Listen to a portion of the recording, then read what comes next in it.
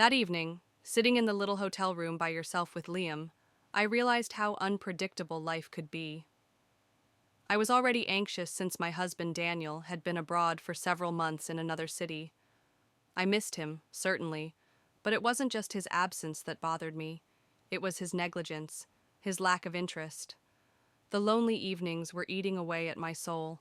How could I have known that asking my stepson, Liam, to drive me to his father would result in an unexpected detour? I had no idea that a small hotel room with just one bed would change everything. Let me take you back to the beginning, every detail, because the conclusion of this story is far more fascinating than you might expect. That morning, as I was leaving the house, I took a quick glance in the mirror.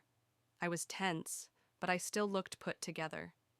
Even with Daniel leaving me alone for so long, I still felt like myself, still felt alive.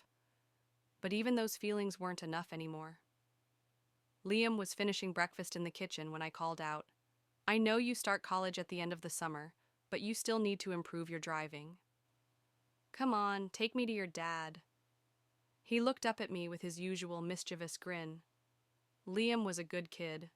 Funny, a bit of a troublemaker at times, but always good-natured. "All right, fine, but on one condition, tell Dad to get me a better car for the summer."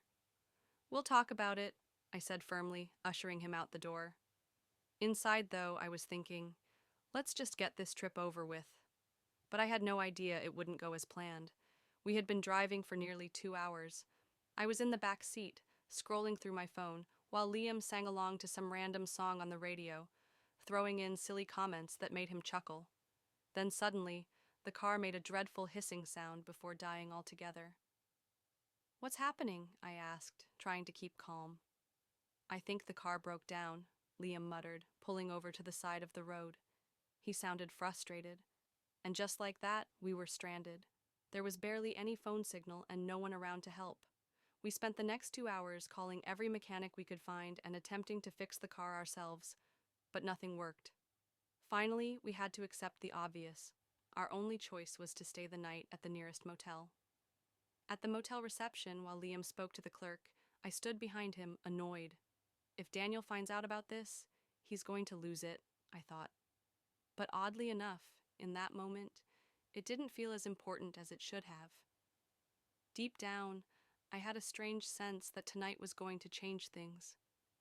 When we finally got to our room and opened the door, all my expectations crashed. The space was tiny, barely enough to move around in, with a single bed, a nightstand, and a dim, flickering light overhead. The air conditioning barely worked, and the one small window faced the parking lot. "This is it?" I mumbled, disappointed. Liam stepped in behind me, laughing. "What were you expecting? A 5-star hotel? We're only here for one night. Relax." His teasing only irritated me more, though I had to admit his laid-back attitude was almost refreshing. Despite the frustration, his easygoing nature had a way of lightening the mood. "This heat is unbearable," I murmured, wiping the back of my neck. "I need a shower before I pass out." "Go for it," Liam said, casually tossing himself onto the bed. "This is your space. Do whatever you need to feel comfortable." I gazed at him for a second before shaking my head and stepping into the bathroom. For a moment, I just stood there, looking at my reflection in the mirror. My hair clung to my skin from the heat, and I felt exhausted. I turned on the shower, letting the water wash away the tension of the day. Afterward, I decided to go downstairs for a light dinner, hoping it would clear my mind. The small restaurant inside the motel was cozy, and as I sat there, sipping a glass of wine, my thoughts wandered back to the room upstairs. Liam was probably bored out of his mind. Someone as energetic as him wouldn't enjoy being stuck in a tiny room for long.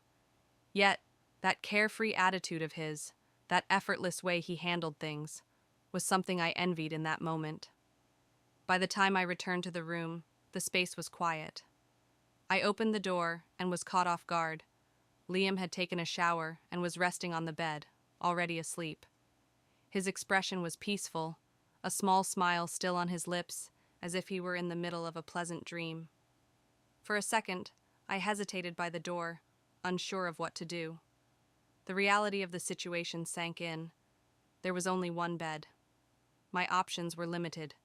I could sleep near him or spend the night in the chair, which, in this heat, seemed impossible.